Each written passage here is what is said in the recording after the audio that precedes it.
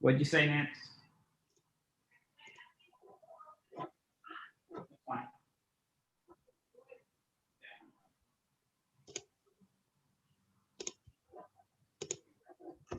Want to open that window? Yeah.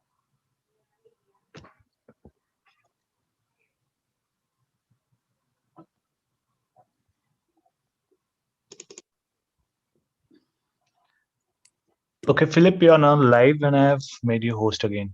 Okay, thank you. Thank you so much. Have a good day. All right, appreciate it. Take care.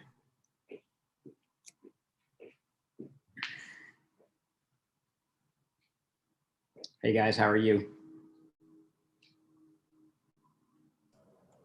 Good. I'm gonna step away for a second. I'll be back up before we come on. All right.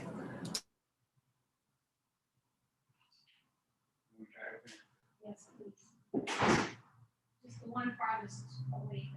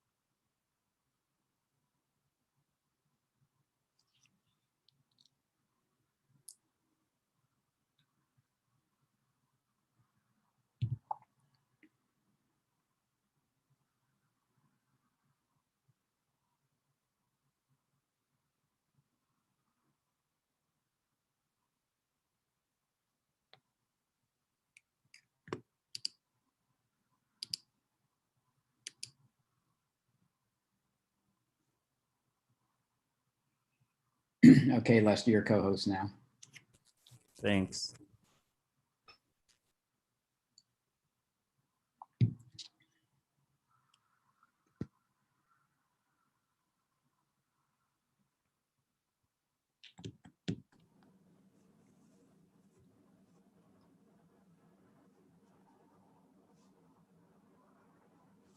How's it going, Phil? I am doing good. Doing good. We have a very summer day in Chicago. It's almost 80 degrees, which is pretty unusual for early April for us. Yeah. Just went Wow, out. that's good. Yeah, I just went out for a quick walk to enjoy it before the Yeah, I class. don't blame you. So went for a bike ride this morning. So trying to enjoy the weather because it will cool down again pretty soon. Yeah. It's 81 here. I'm in Las Vegas. Yeah, but you're used to it, right? Yeah, This time yeah. of year. I mean, this time of year, that's even a few degrees hot probably for you right now. We did break a record a few days ago in 90 degrees because this time of year it's usually in the 70s. Okay. So we get to experience that. Yeah, we're usually in the 50s, so you can appreciate ours getting up to about 80. Right. So, all right, people are popping in. All right.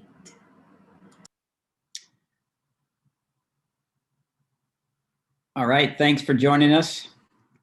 Good afternoon, Dina. How are you? Good. How are you, Philip? Good, good. Thanks for joining. I Hi, Beverly, Carol Sue. Hi there. How are you doing today? I'm hanging in there. It's 60 degrees in Connecticut, so I'm fine. All right, good, good. So Peggy and Jill, thanks for joining us. Can I ask you something? Sure. May I ask you something? Are you from Indiana? I'm from Indianapolis, Indiana, but I live in Kansas City, Missouri. But are you from the Indiana area? I am not, but I live in Chicago. And so I have Okay, been, I thought you would have a connection to Columbus because of doing this. yeah, no, I like architecture and living in Chicago. I heard of Columbus and been down there a couple times. So Well, you know that this is where Mike Pence is from. right. That's probably what, if anybody knows of Columbus, it's because of that. So, Yeah. All right. Thanks. Sure. Good afternoon, I guess, for most of us. So we've just a couple things here. Lester is on. He's going to help me with any questions, etc., behind the scenes and get involved. And Nina is here for a few minutes. She is the technical support person. So if you are having any questions with your setup, volume, or picture issues, just get with her. She'll be with us for a few minutes, and then once everybody's fine, we'll get started. So as you may have heard, if you're on for the last minute or so, this is called Architectural Surprises of Columbus, Indiana. I am not from Columbus, not even from Indiana, but I do live in Chicago. So it's about a 3-hour ride away, and it's just an interesting, very small town. So we're going to look at some of the architecture there and find out how it got to be such a architectural mecca, so to speak, for a very small town. So what I'd like to do is just spend a few minutes getting everything set up, tell you what the class is going to be about, then turn it over to you. Anybody who wants to say a few words and why they're here today, and that would be great. So my name's Philip. I'll be the host for this session. I do live in Chicago, as I just said, and enjoy architecture. I also do another architectural class with Get Set Up about Frank Lloyd Wright. So if you haven't seen that yet or are interested in architecture, might be something else for you to consider. And I have no architectural training. What did you say that was architecture of what? The second one? Of Frank Lloyd Wright. Oh, cool. So I have no architectural training. I'm not an architect, not an architectural historian, just a very novice amateur and just enjoy architecture. So I don't know a lot of technical terms. I won't use technical terms in our class today, but we can just enjoy the beauty of it. And that's really what Get Set Up is all about. We learn from each other. I do love the classes to be interactive.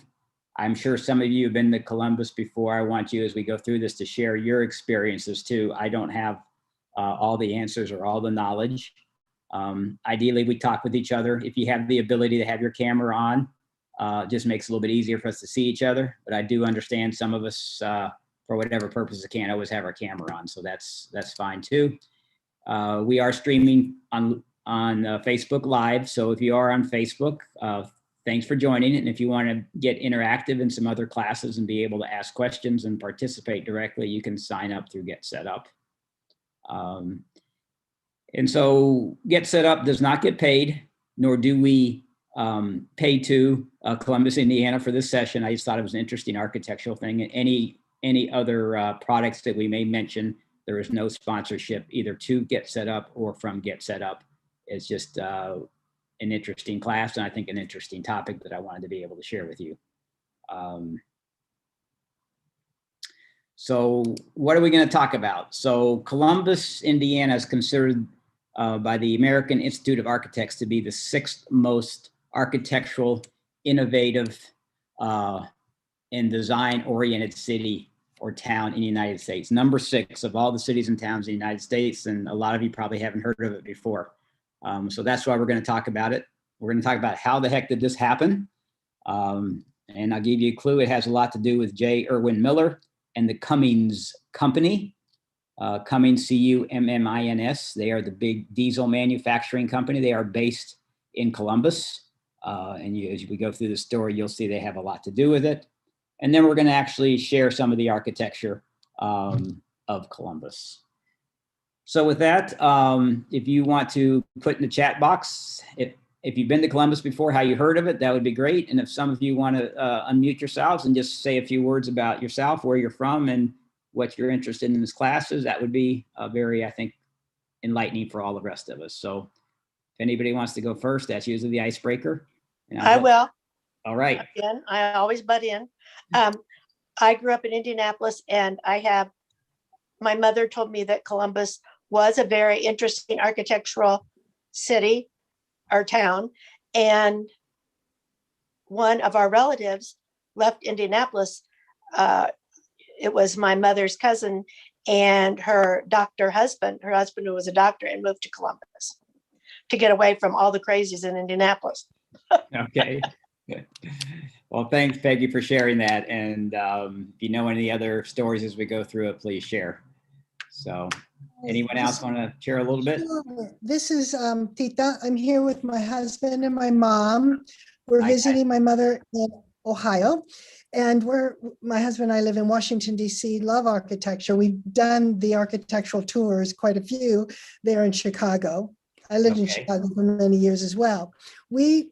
I first learned of Columbus through that movie called Columbus. Are you familiar with that movie? No, Yeah? I'm actually not. So I'll have to. It's a fabulous movie, and it's just called, it's from 2017, and it's called Columbus. And the director is a Japanese director, because it does have Japanese or Korean. I'm not positive on that.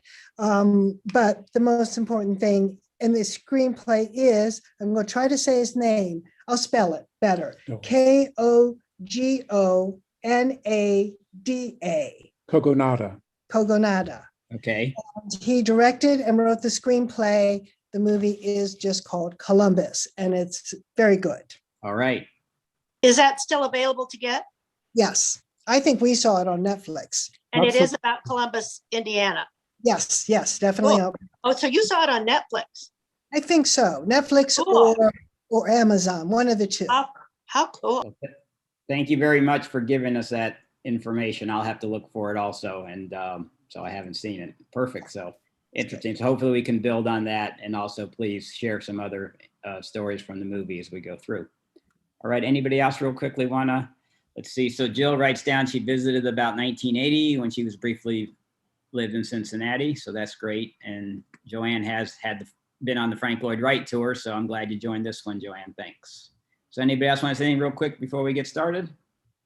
This is Dina. I was on the Frank Lloyd Wright tour too. And I took your class. I loved it. And I love architecture, and I just wanted a fun class that I didn't have to take notes or think about, just an hour of enjoyment. All right. And some of you have been in some other classes. We don't even have any pop cash questions on this one. So it's real easy. You're right. You don't need to take notes. Just sit back and enjoy. So I like your background there too.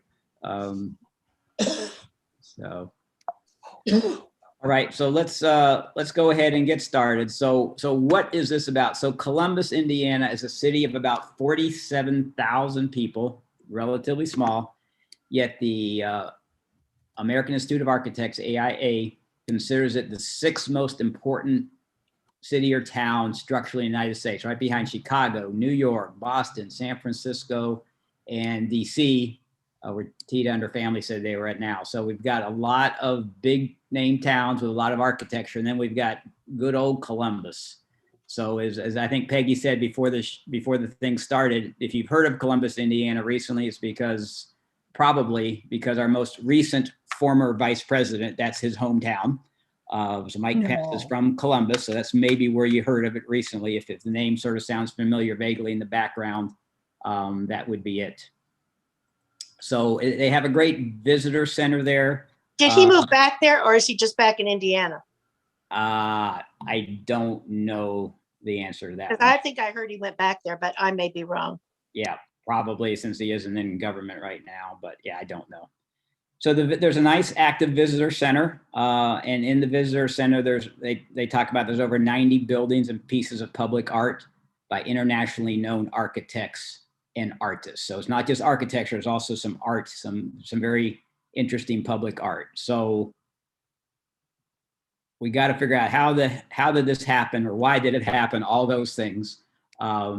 So basically, the Cummins company, the big diesel manufacturer of diesel engines, they have been based in Columbus, Indiana for their entire lifetime. I think they actually started in the late 1890s or the early 1900s, and they've been based in Columbus the entire time.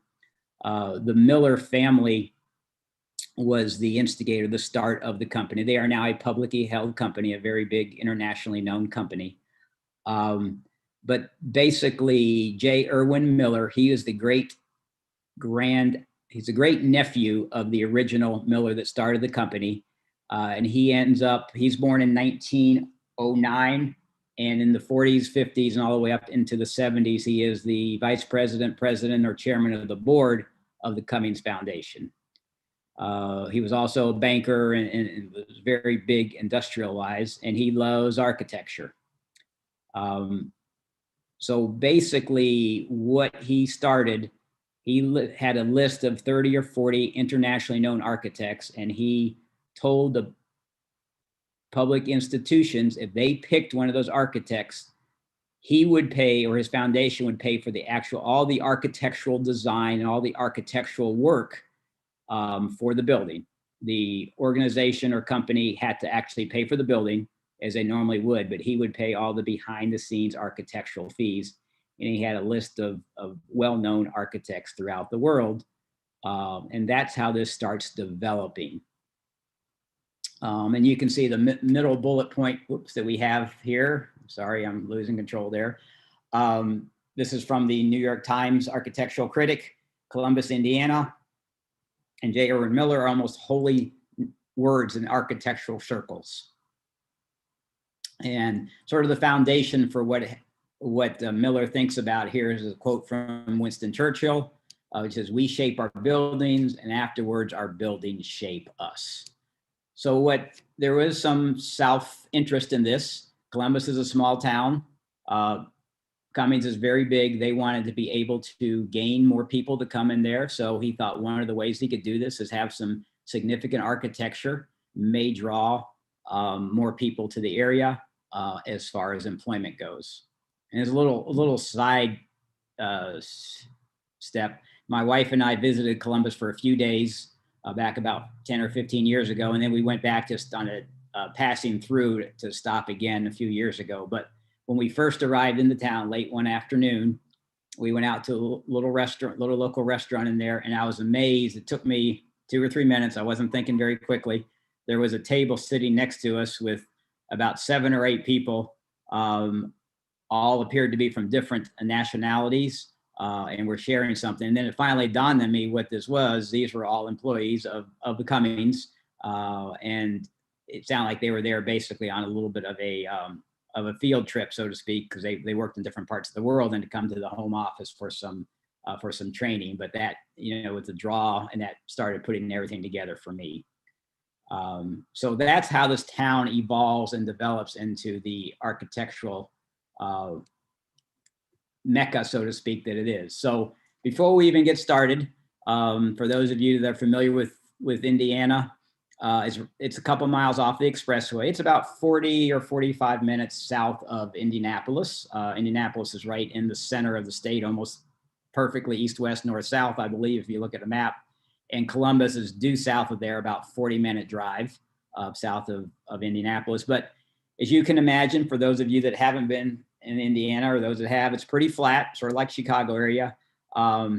Interstate's pretty long, straight, and boring. But you can see the picture to the right. You can see this big architecturally significant bridge, so to speak, that they have added over the entrance and exit to Columbus off of I-65, I believe it is, the expressway that runs through. So right away, as you're getting off the town's about 4 miles or so from the expressway, you can see something unusual going on right away. And then the picture to the left is one of the local bridges within about a half a mile or so before you get into the main part of Columbus. Here's another picture of that same bridge we saw a second ago. This is a more local bridge, a city bridge that's just before you enter the city. So before you even get started, you're in there with the bridges. So 7 buildings in Columbus have been recognized by the National Historic Landmark Program. So that's an awful lot for the size.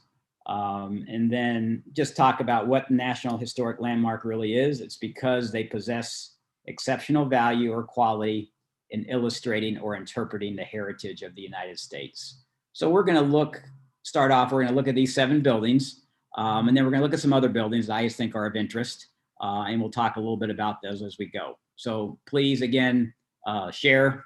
Don't be afraid to interrupt me, and share any stories you have. So the first one is the First Christian Church.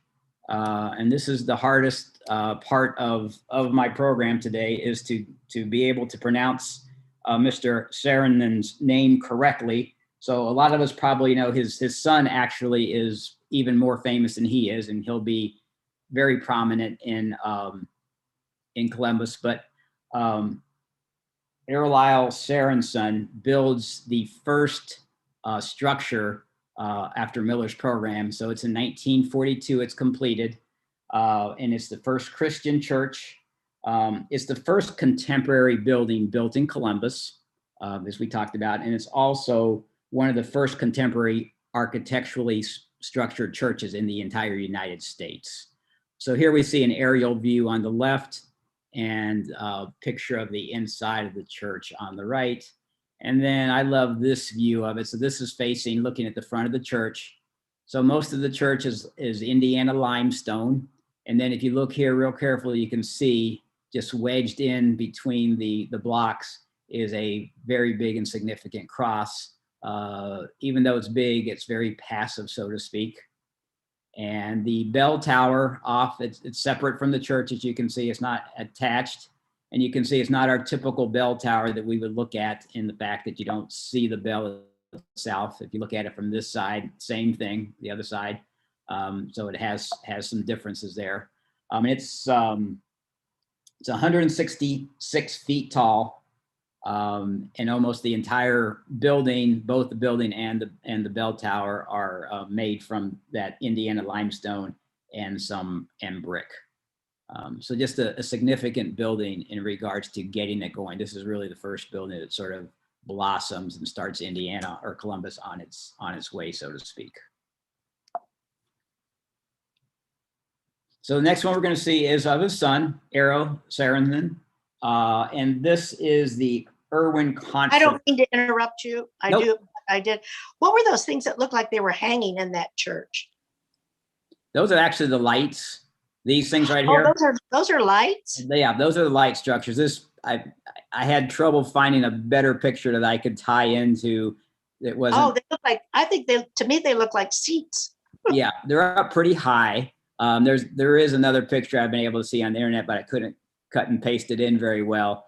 So these are actually up 30 or 40 feet up. Okay, so did you take all these pictures yourself? No, these first set of pictures, you'll see which ones I've taken. They're going to be full screen pictures, the ones I took. So I'll show you. Cool. These are, What is this sculpture in front of the church? What is that? Do you happen that to is know? a piece of public art. You see over here, it is actually not related to the church, to the best of my knowledge. There's a public street right here. So this is actually a park. And actually on this side of the park is the public library, if I remember correctly. So this is the driveway to the public library. And this is a piece of art that's really unrelated to the church. It's a big rock type structure. I don't know who actually designed this, but yeah, good question.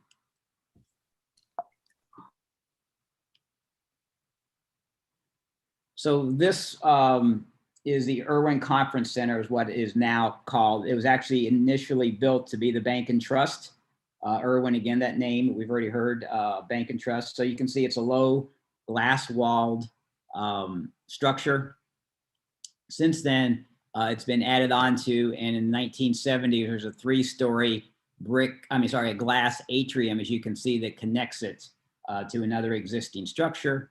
And you can see here a beautiful little courtyard with seating and umbrellas for being able to eat outside. So this is we're going to see about 3 or 4 different structures by Arrow, the son of Eliel, and he's very prominent in regards to this. He came to Columbus from the story from Mr. Miller when his dad was first building the church we just saw, and they struck up a relationship. Arrow was sort of an apprentice at the time with his father, and they really struck up a relationship. And we'll see 3 or 4 other structures that he designs for the Columbus area.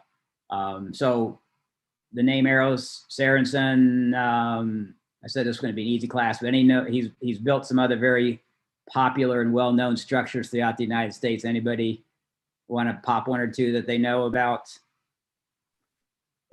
Dulles International Airport in Washington, D.C. That is correct, Dulles International, and that leads us, there's another airport he also designed in New York City, or part of an airport. TWA in New York. Yeah, exactly, the TWA Flight Center, which is one of the most probably photographed air structures, and iconic, yes, very much. And he also built the archway, the gateway in St. Louis. And I lived in one of his buildings that he built, which is Morse and Stiles colleges at Yale University.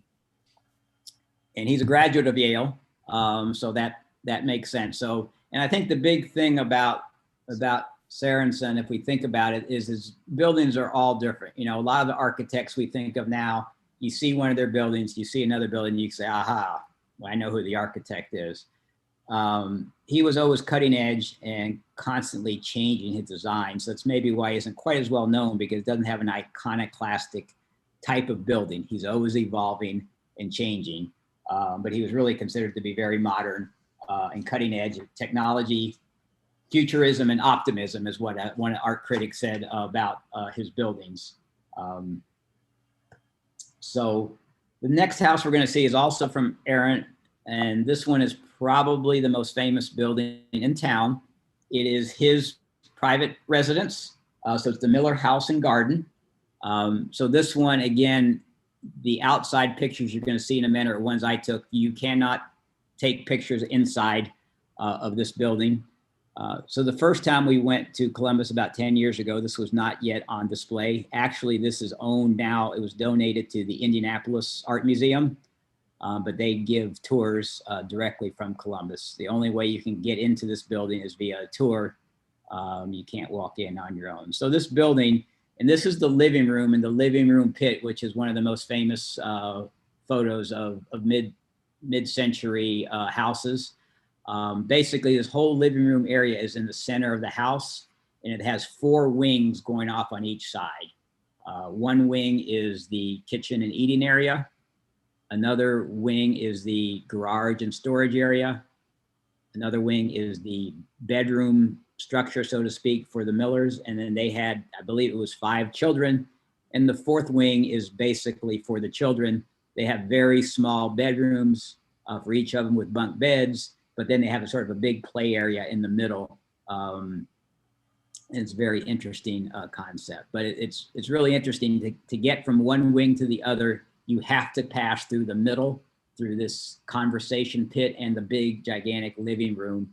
And you know, this is considered a very much a modern house. I'm just going to read a quote real quick. This is from Travel and Leisure, and it says, "The Miller House ranks alongside of Frank Lloyd Wright's Fallingwater, Mies van der Rohe's Farnsworth House, and Philip Johnson's Glass House as a hallmark of modernist design, and is also surrounded with some beautiful gardens." So this was the Miller's private residence. So here's some pictures of the outside that I took just to get a feel for how the slate material. Here's a little bit, this is right here in the house. This is just outside of that living room area. And you can see a little water feature. And then a further out view, just looking at some of the gardens that's here from that house. So that is the Miller House. Anybody have any additional comments? Anybody been there and want to share some additional experiences from the house?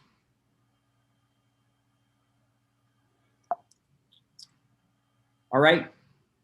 Next, we're going to go to another structure here, the McDonald Education Center. This was originally built as a primary school. It's actually 4 different buildings linked together with some walkways. Warnack is the architect of this. So he also designed Lafayette Park in Washington, D.C., and also the Kennedy Memorial at Arlington National Cemetery. If you've heard of him, it's probably for some of those specific designs. So this one is now a adult learning center. It's no longer a public school for elementary school. It's now an adult learning center. But sort of an interesting design and focus in regards to that. It changed in 1988. It became the Adult Education Center. Next, we're going to look at another Aero design. This is actually one of my two favorite buildings in town. Just me speaking personally, again, non-professional, but this is North Christian Church. So you can see from here and looking at the inside, it's a 6-sided church. Very low to the ground, hugs the ground.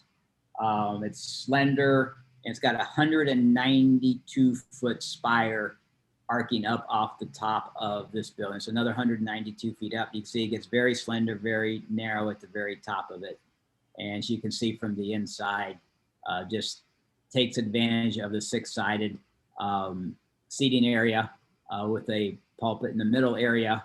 And then seats basically on 5 sides around it.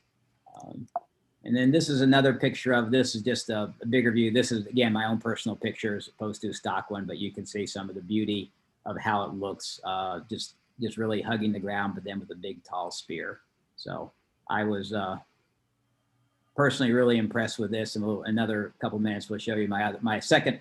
These are 1, 2 of my own personal ones. We all have our own favorites, but this one really struck me when I went inside the church and really saw it too. So this is another church by Harry Weiss. So this one, as you can see, there is a non-directional bell tower over here, and then sort of a matching peak off to the other side. This slate roof is twice as big as the wall itself here. So you can see as you go inside of it, very high, very arched, sort of reaching to the sky, so to speak, and this companion of the two very slender, non-directional peaks. So it's a very interesting building, I believe, my opinion. And so those are some of the biggest architectural structure points of that. And then the last of the 7 buildings we're going to see that are National Historic Landmark ones is this is done by Myron Goldsmith. He was a partner at the Skidmore, Owings and Merrill, which is a big, gigantic architectural firm with offices throughout the world, but they're based primarily in Chicago. And this was actually, it's called the Republic. This was actually the newspaper building when it was originally built. It is now an art center. I'll talk a little bit more about that. But when it was built, the printing presses were right out front where we can see this area now. So you could literally see the news, so to speak, being developed, being manufactured. The printing presses are right there open as you walk by to be able to view and see the paper being printed and know that you're going to be able to get your paper the next day if you were walking by there, I guess, late at night or early in the morning. So it's a very interesting concept and something completely different than what we think about now. In 2018, it's now used by the Indiana University, and they have a J. Irwin Miller architectural program. And this is one of their art buildings where they display art. So that's what it's been used for now for the last couple of years. So that's a view of the 7 structurally famous buildings. So some other architects that are included, I just picked some of the ones that will catch most of our eyes. But you can see I.M. Pei, Richard Meyer, Cesar Pelli, Deborah Burke, Robert Venturi, and we did see one of Harry Weiss already. And then some artists such as Henry Moore, Dale Chihuly, Tin Lee, and Robert Indiana. So we'll see something by Chihuly in a few minutes and something by Robert Indiana in a few minutes also. Just throwing out there some of the names of those over 90 different structures that are known throughout here. So this is a big, go ahead. Are the structures, the buildings located throughout the city, or are they concentrated? They are spread all out. Some I would dare to call them even the suburbs of Columbus, if there is such a, outside of the formal city limits, so to speak. That church that I showed you, the North Church that I said I really loved, it's sort of actually out in a residential area, actually across the street where I took that picture. I was on a sidewalk, and right behind me were some houses. So it really is spread out. You can, and that's what we did, you can buy a map at the visitor center and just do a self-guided tour. We actually spent 2 days meandering through. They also obviously give formal structured tours that you can take throughout, but they are spread out. You would need you pretty much need a car to get to the town, and you need a car unless you're going to take the bus tour itself, but they are spread out all over the place. They continue to build new buildings even now. When we went there, we just stopped to go see the Miller House last time. We was there for a few hours, but saw new structures that had been built downtown that were not there 6 or 7 years earlier. So it continues to evolve, and I trust that they are set up like other cities with hotels, restaurants, movie theaters. Is there like hotels you can stay in or motels you can stay in? Yeah, there is, and we're in a minute. We're going to look at a bed and breakfast also. But do they have like 7? Like. Yeah, there is one hotel that I'm aware of right in town, and then there's a couple, out by the expressway. Where did you stay? We stayed at the bed and breakfast. Oh, cool. And so the Inn at Irving Gardens, it's called, and we'll talk about that in a few minutes because just has some significance also. Are there a lot of restaurants? It really changed. The first time we were there, I felt like there were more restaurants. I guess this second time we came by, there were a lot more casual restaurants, more the beer and wine places, or the kind of places that make their own beer. So there still seemed to be a lot. We actually came through the second time on a Sunday. And this is a very, good, bad, or indifferent, is very religious in that area. And basically on Sunday, almost all the restaurants are closed. As you can see, a lot of the buildings we saw were churches. So that would be one thing I would suggest if you're going to go, unless you want to attend church services. I would probably not plan it on a Sunday to be there, just based on our experience. It's pretty tight. We did see the Miller House on a Sunday. We were driving back through town, headed back to Chicago. And they were giving tours of that, obviously, but the restaurants were not open. There is a Indigo, I think it's called, which is a small chain of very nice hotels. That's in town also. And then the rest, at least when we were there, were out near the expressway.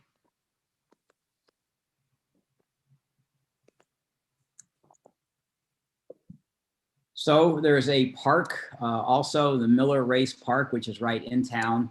And it's about, let me check my notes here. It's 85 acres. And it's got a bell tower. You can see this picture. I did not take this picture, but that you're sitting up in the bell tower when you take this picture. It's considered one of the top, it's considered one of the top 100 parks in the nation for design, reputation, and accessibility. So the architect of the park is Michael Van Valkenburg, and then the structures, et cetera, were done by Stanley Soholt. So this has sort of become known as Columbus Red. A lot of their structures and buildings and environment have this red color. So it's called Columbus Red in the by the local population now. So you can see some of the things here within this beautiful park. My wife and I spent a little time walking through, and it's very nice, very enjoyable, very peaceful, very quiet park. We didn't have it all to ourselves, but there weren't a whole bunch of people there when we were there on it. It was a Sunday. We were walking around Sunday afternoon in the fall, and it was beautiful. So this is just one of my little favorite ones. So there are now, I think, 6 firehouses in Columbus. This is firehouse number 1. You can see Art Deco design. In front of it is still there. You can see inside here, there is a fire truck from the 1940s. On some days, they actually have it sitting outside on more display. I could have sworn I took a picture of it, but I cannot find it in my digital catalog, so we had to go with the stock one. And it's been renovated, or the back of the building. It still looks like this in the front, at least the last time I was there, but it's been added on to with some other structures. The other firehouses that I've seen are mostly modern type in design. To me, really not super inspirational like some of the other buildings in town. So I just wanted to stick with the Art Deco type design here, but I was surprised. This is sort of right on Main Street. When we were driving from one structure to the other, I did not, we knew it was there, but was really surprised to see it really was true Art Deco, and it still was a working firehouse. So that firehouse is still working. Yes. So they could put out a fire if your house is on fire. Right, but there are at least 5 other firehouses, so I'm not sure that how much this responds this up, but there are actual firemen in there. Is there also a hospital? I can't answer that question accurately. I have to look it up on the internet. That's a good question. I'll look for that for next time I get that question. I don't recall seeing one, but doesn't mean there wasn't one. It's been quite some time ago that I was there. So this is just this is the AT&T basically distribution, their switching station. So even AT&T and their switching station has some modern art, has some interesting design. Just caught my eye as something unusual. So a lot of different companies get into the play here. Like I said, this isn't even an office where you would come visit. This is their switching station, and here they have some interesting interesting designs. So this is my other personal most favorite. So Bartholomew County is obviously where Columbus is located. And this is their memorial for 20th century veterans. This is for all 20th century wars. And so this is 25 different towers of light. They're all made of Indiana limestone. These each go 40 feet up into the air. So this is a picture literally standing in the middle of it, looking straight up into the sky. And it's just, at least to me, it was very unique for a memorial and really very inspirational, at least from my perspective. So here you can see now we're down on the ground looking at a couple of these limestone towers. And then what really even magnifies it more, this is where they name some of the veterans on all these different towers. They have the names of some of the veterans. And then we'll also see in a second here, I'll come back to some of these, some quotes from some of the veterans that passed away in some of the wars during the 20th century. So they go up a good 10, 15 feet. Some of them you can read easily. Some, if you're like me, you're not too tall, it's hard to read some of these, but it really stretches up all the way up 40 feet high. And it's just, to me, just sort of inspirational. It's sort of like you're reaching into the sky. And I just think it's a very unique and novel, I should say, memorial. So here again, and this is it. This is on the way to it. It tells you it's the Veterans Memorial, dedicated in 1997. It's by the firm of Thompson and Rose. I really don't know too much more about them, but to me, it was really an interesting place. So this is the Inn at Irving Gardens. This is the bed and breakfast that we talked about. So what's interesting about this, basically the house was originally built in the 1860s. It was remodeled in the late 1800s. And in 1910, it was again remodeled, and the original structure was basically torn down from the historical information I saw. So this is what it looks like in 1910, and still what it looks like. It's called the Inn at Irving Gardens. So even though it's a building, you can see it's got some very Italian ornate gardens in the back, and it is very big. We were there in the fall, filled with mums, as you can see, and I probably took 100 pictures of this. I just sort of like the garden and the layout. This is literally behind the house. So what is significant about this house, this is where J. Irwin Miller was born. So we think about this house in 1910, built in 1910. I guess it must have been built in 1909 because it shows he was born in 1909. It was, of course, it was remodeled. It was built in the 1860s, as I said. But he lives in this house, and this cannot be any further away from that Miller house that he builds in the 1950s and lives in with his family for the rest of his life. So I just think it's an interesting contrast. This house serves as a bed and breakfast now. A family, a doctor that lives in town, bought this house and now has it run as a bed and breakfast. I think there are about 5 or 6 different rooms you can rent in this house. And this is where we stayed when we spent a couple of nights there back about 10 or 12 years ago. And it only been operational as a bed and breakfast for a year or two when we were there, but it was still a bed and breakfast when we were there a couple of years ago. We just did not spend a night there. So I think I may have a couple more pictures of the gardens. So this is another place to stay. This is right in town, that early on picture, that very first church we saw. And I said the library was right there next to it with the big rock design. The Miller house is basically right next to that library. So they're all right there in the heart of town. There, it's probably a 4-minute walk from what quote unquote would be the downtown area of Columbus. So some of the public art. So some of you may have heard of Robert Indiana.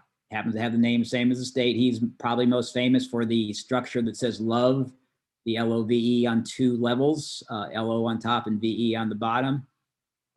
He actually designed this emblem for Columbus. They usually have them in 3 different colors. They can also be a bike lock area, but this is done by Robert Indiana. And this is a very, I think, beautiful sculpture. Actually, there's a couple others very similar sculptures to this done by the same artist here in Chicago. I actually noticed the one in Columbus first, and then we came back to Chicago a couple years later, noticed some of the ones that we have here. So this is called EOS. It's by Dessa Kirk. And this is interesting that it was in 1906, it was part of a sculpture invitational at Columbus. And it was so well liked by the locals that they actually made sure to be able to buy this so it would not go away, because it was there just for an invitational structure. And so it stands permanently now. So I am not big into mythology, but Eos, as I understand it, is what the sister of, I got my notes here, the sun god Helos.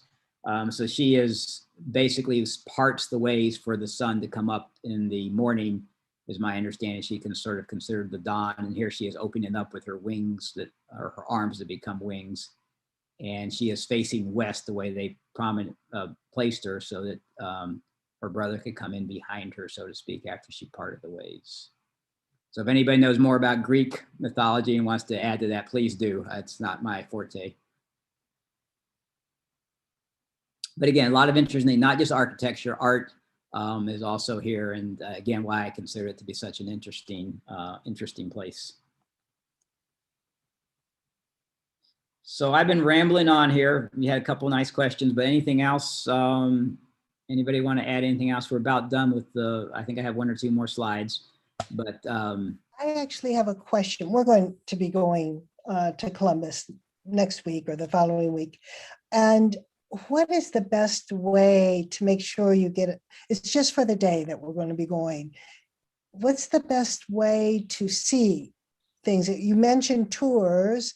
And so I'm just wondering, what would you suggest for somebody who has a day or so to visit? Should we? Yeah, it just depends what you like. I personally am, and just me, I'm not real big on tours. If I don't have to take a tour, I don't like to. Like the Miller house, I had to get in. Okay. But this one, it does seem, if you want to make sure you hit all the hot spots, because if you only have a day, if you want to hit everything you want on your own, you're going to have to do some research before. You're going to have to spend some time before figuring out where you want to go and how you're going to plot your way around. So if you have one day and don't want to do a lot of research, the buses seem pretty nice. We got on it just to go one stop and come back. And the people seem relatively knowledgeable. Of course, you always know the guide you get may or may not be the best one. But with one day, unless you do a lot of research, I would suggest maybe considering the guy. There is you can just go on the Columbus, Indiana website and they tell you all the different tours that they will give right there on that first link, I believe.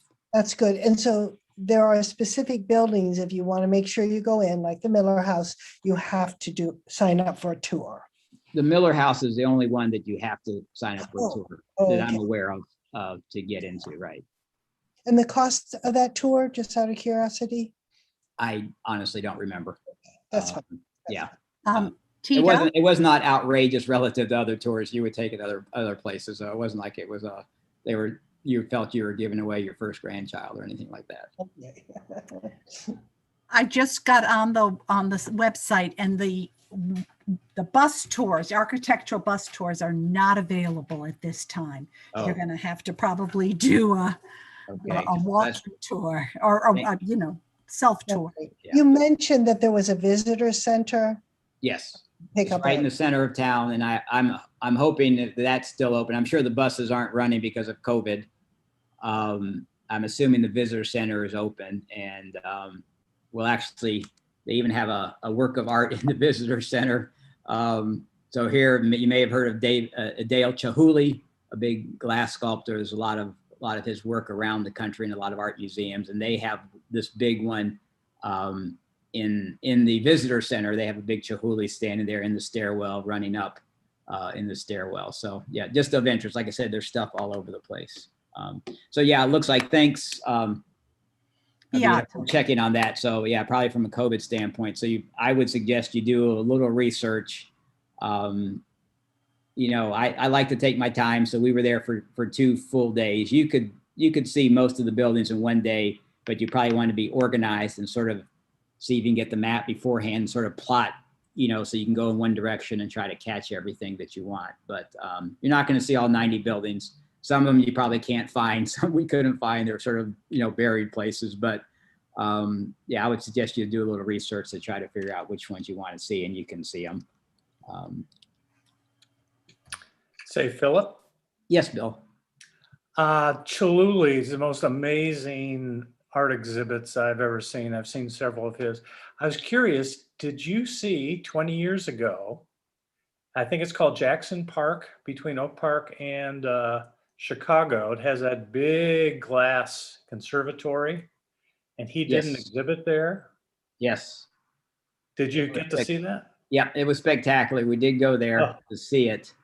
And he had another one up in Grand Rapids, Michigan, at the Sculpture Garden. They're the Meyer, as in the Superstore, Magnet Meyer Sculpture Garden in Grand Rapids. And that was another spectacular. We happened to be in northern Michigan, coming back down through Grand Rapids. We're able to stop and see that. And that one's, the one in Chicago was inside in like a greenhouse, and it was beautiful. And the one in Grand Rapids was outside. So yeah, I've seen a lot of different Chihulys, and they're all different. They're all interesting. My mother lives down in West Palm Beach, Florida, in the art museum there. They have a very, very interesting Chihuly, unlike any other I've seen. And it's sort of like the sea, but it's up above you. So there's like 500 different sea animals and things, but it's above you as opposed to being below you.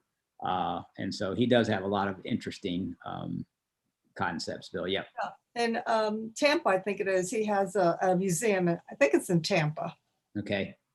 It's really a great museum. All of his work, a lot of his work. Yeah, he's based out in the Northwest, I believe, in Oregon or Washington, if I remember. And again, I did do that research on that. I'm just going by memory when I first heard him. But yeah, it's very interesting.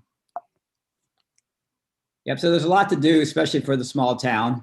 And so my last slide is a quote from Mr. Miller. So as you can, I don't need to read for you. We can all read it ourselves, but you can see he really, it's an interesting little thought on his spin on peace of mind, and what he's really trying to do is give way for our future generations. So, is he still alive? Interesting. He is not. He died in 2004. He passed away, and like I said, the Cummings company is still. He retired from there, I think, in the 70s. He was the CEO at the end, And Cummings Company is a publicly held company now, and is still doing well, so to speak. One of our school systems close to us, where I substituted, their superintendent was a Dr. Cummins, and he's from Indianapolis. Would he be associated with that Cummins company from Columbus? I don't know, because the Irwins and the Millers were the ones that started it and were the prominent owners. So I don't know. I think I read it once when we were first visiting there, and I don't remember the story of how the name Cummins came. I don't believe that's the family. Thought he may have a connection to it too. I'll have to research that so I can be more intelligent on that. He was a superintendent of one of the school districts here in Kansas City, North Kansas City School District. Yeah. So. I'm sorry, but I said the Chihuly Museum was in Tampa. It's in St. Petersburg. St. Peter's, okay. Well, it's right across the bay, right, Joanne? That's pretty close. So, all right, just one or two quick closing slides. So I told you about I do Frank Lloyd Wright, and then most of my classes are completely different. They're on finances, so they're boring. You don't have to take them if you don't want to, but I know a couple of you have. Dina suffered through a couple of them, so I appreciate that. But you can look up, and you'll get a quick email from me with just a couple of things to highlight what we talked about. And more importantly, you'll get a survey. If you have a few minutes to fill it out, I'd appreciate it. I love lots of stars, but honestly, more importantly, what I really love is the feedback that you give me, because I try to adjust these classes and change the slides and based on feedback I get. So if you have a minute to do that, that would be great. And if not, I'd really appreciate it. And then finally, you should write a book. Oh, I don't know about that. So no, it would be a bestseller. It would be fabulous. I think I talk better than I write, so it's my only concern, but I appreciate it. I'll buy the book. I'll buy the book. Okay. So I just want to push one more time to get set up. Please give friends, neighbors, family, if you think they might be interested, try to get them to, join us. We like to constantly add classes and change things up and get different things. And, that basically is it. So we have a couple more minutes. I know if you need to go or you're done, thank you so much for attending. And if you have a few more questions, I'll hang on here for any other questions we may have, but thanks so much for those. Thank you. This was wonderful. Yes, I had one question. I was wondering if the sculpture and artwork, was that also sponsored by the foundation, the Cummins Foundation? I think some of the early work was like that picture we saw that your wife asked about in front of the church. That was, but stuff like EOS, that sculpture we saw, that one I don't think was, because again, the research I did showed that the town ended up buying it because they liked it so much from the international competition that was there. So some of it was, some of it wasn't. I imagine, Robert Indiana was probably paid by the foundation to come up with the logo for Columbus, but I can't say that for sure. So it's a combination of it. Good. Hi, So- Philip. Can you tell me what that statue was actually made from or made of? The EOS, it's iron, I believe. Hang on, I do have it written down here. Arms extended. It's welded sections of paint. It's metal. Oh, it's It's metal. welded together various sections and painted it. It's all metal. Oh, fantastic statue.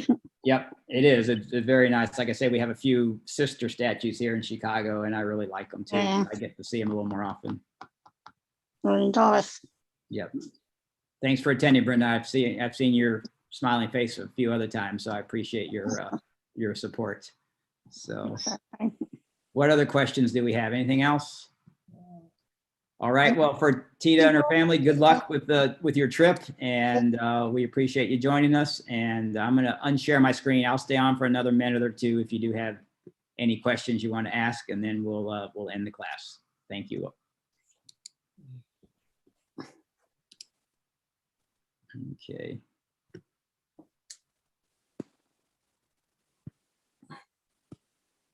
All right. Thank you, everyone. Take Thanks, care. Philip. Yep. Take care. I'll be sending you the list of the attendees for today on Slack. Perfect. I appreciate it so much. Not a problem. Okay. See you, Have a good see you day. again soon. Yep. Okay, bye.